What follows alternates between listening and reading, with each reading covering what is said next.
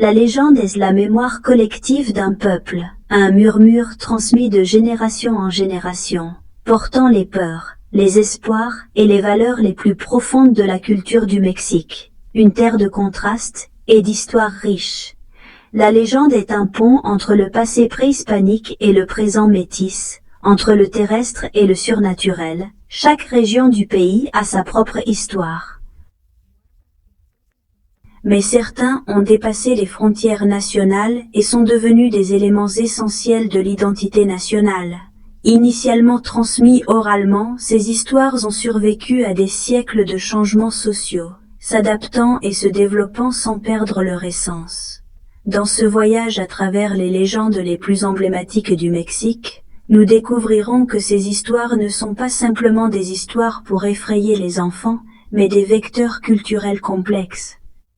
Elles reflètent la vision du monde, les valeurs et l'histoire d'un pays millénaire d'histoire. La Llorona, l'origine de l'apparition de l'eau déplorée à travers les siècles.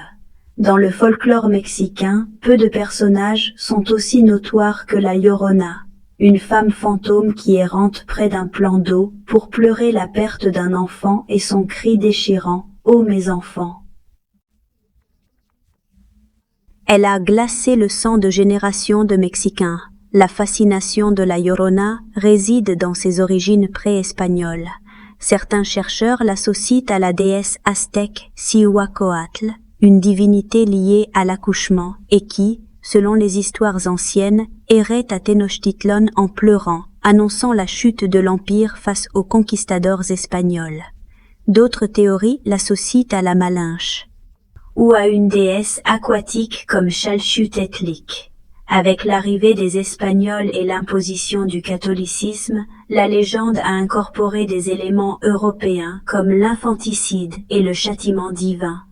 Cette fusion d'éléments indigènes et européens fait de la Llorona un exemple parfait de syncrétisme culturel mexicain, une variante régionale de la même lamentation au Mexique. La Llorona varie d'une région à l'autre. À Mexico, elle est associée au canal Xochimilco, où elle aurait été une femme indigène qui a noyé ses enfants par rancune contre son amant espagnol. À Guanajuato, la Llorona est décrite comme une femme de la haute société qui devient folle après la mort accidentelle de son enfant. À Jalisco, elle est représentée comme une mariée abandonnée.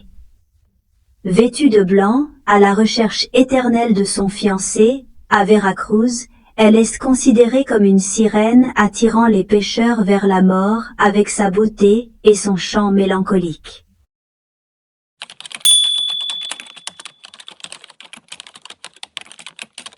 Dans toutes ces versions, ce qui reste constant est le lien avec l'eau, le lamentation de la maternité et l'avertissement implicite à ceux qui enfreignent les normes sociales, en particulier ceux qui ont trait à la maternité et à l'amour, les chupacabras, naissance de mythes contemporains de Porto Rico au Mexique, expansion d'une légende, différente de la Llorona.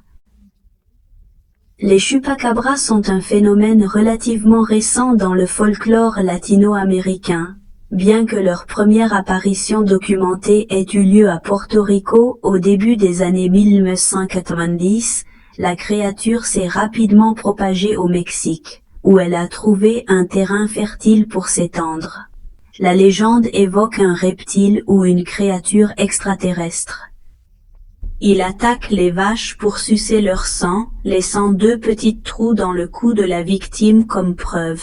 Fait intéressant, le chupacabra combine des éléments de monstres traditionnels comme les vampires européens, avec des anxiétés contemporaines liées aux expérimentations génétiques et aux visites extraterrestres, distinguant ainsi le chupacabras des autres légendes traditionnelles. Elle est née à l'ère de la communication de masse. Sa popularité s'est répandue à travers des nouvelles sensationnelles, des émissions de télévision et plus tard, Internet, où chaque observation ou attaque est largement diffusée. Au Mexique, les chupacabras ont atteint leur apogée médiatique entre 1995 et 1996. L'hystérie collective a conduit à la création de groupes de surveillance citoyenne et à l'intervention des autorités locales lorsque des centaines d'éleveurs ont signalé des attaques contre leur bétail dans des États comme Sinaloa, Sonora et Jalisco.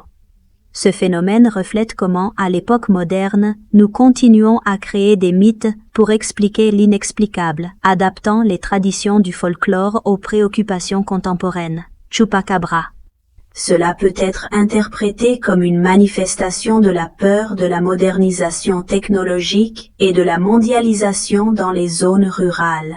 La Navarre entre sorcellerie et pouvoir féminin, des ex-Navarres espagnols aux sorcières coloniales. La figure de la femme Nahuala ou Nahual représente l'un des exemples les plus intéressants d'une transformation culturelle intéressante. Dans la vision centra-américaine du monde, les Navalis sont des chamans capables de se transformer en animaux, possédant des connaissances ancestrales et agissant comme médiateurs entre les mondes humains et spirituels.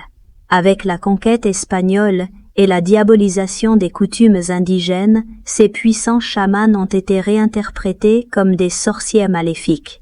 Dans le cas spécifique de la Navarre, il en reflète davantage.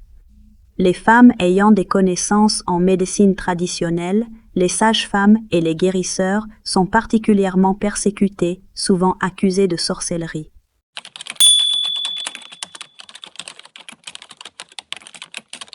Dans la tradition orale mexicaine, Navarra est décrite comme une femme qui, par un contrat avec les forces des ténèbres, peut se transformer en divers animaux, principalement en guajolotes noirs.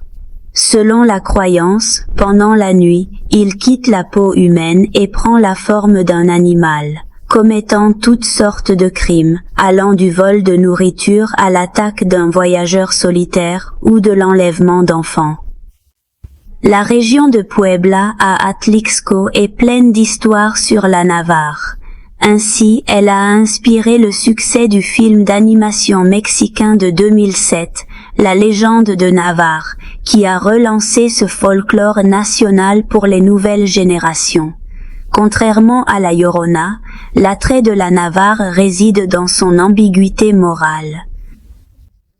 C'est clairement un avertissement sur les conséquences de la négligence de la mère. La Navarre incarne à la fois la peur du pouvoir des femmes indépendantes et une forme de résistance culturelle indigène. Dans de nombreuses communautés rurales, en particulier celles qui ont une forte présence indigène, l'image du peuple navarre conserve un aspect positif. Il est considéré comme le gardien du savoir ancestral et le protecteur des ressources naturelles. Elle reflète la tension entre la vision européenne imposée et la résistance des traditions autochtones.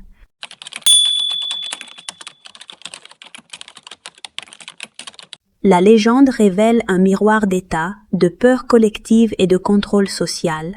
Comme toute culture, les légendes mexicaines agissent comme des mécanismes de contrôle social, transmettant des normes et des valeurs à travers des récits inoubliables et remplis de sagesse. La Llorona met en garde contre les conséquences graves de la négligence des responsabilités maternelles.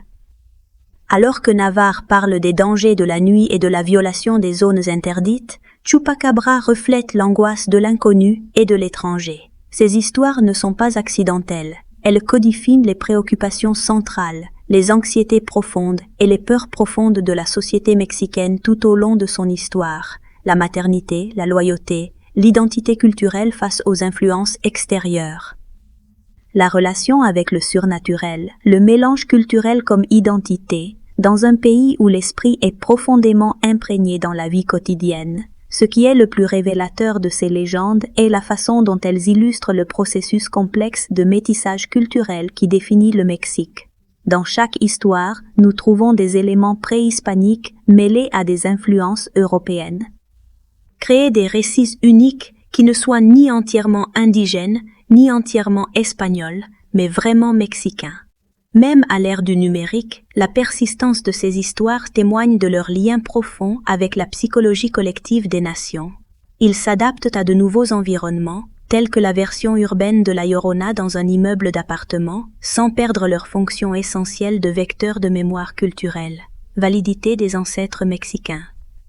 Elles se dirigent rapidement vers la modernité mondiale. Ces légendes conservent leur pertinence pour plusieurs raisons. La continuité historique, qui offre une continuité entre le passé et le présent, ce qui est particulièrement important dans un pays qui a un passé de conquête et de colonisation.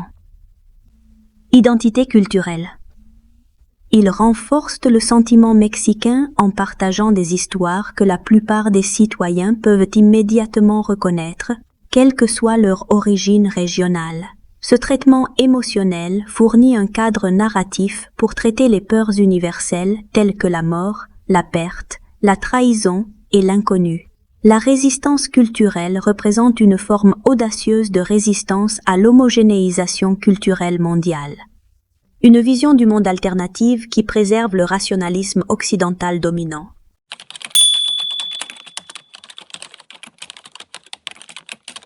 Ces légendes ne sont pas simplement des superstitions ou des histoires d'enfants, mais un patrimoine culturel immatériel qui mérite d'être préservé et étudié. Chaque fois qu'un grand-père raconte l'histoire de Llorona à son petit-fils, ou qu'un groupe d'amis partage des observations de Chupacabra, il participe à une ancienne tradition de transmission orale qui préserve la mémoire collective du Mexique dans le prochain article de cette série. Nous explorerons également d'autres fascinantes manifestations du folklore mexicain, des créatures mythologiques aux légendes urbaines contemporaines, révélant l'importance du paranormal dans l'identité nationale. Connaissez-vous des variantes régionales de ces légendes captivantes? Pendant votre enfance, vous ont-ils raconté des versions différentes? Partagez vos expériences précieuses dans les commentaires et participez à la conversation enrichissante sur notre patrimoine culturel.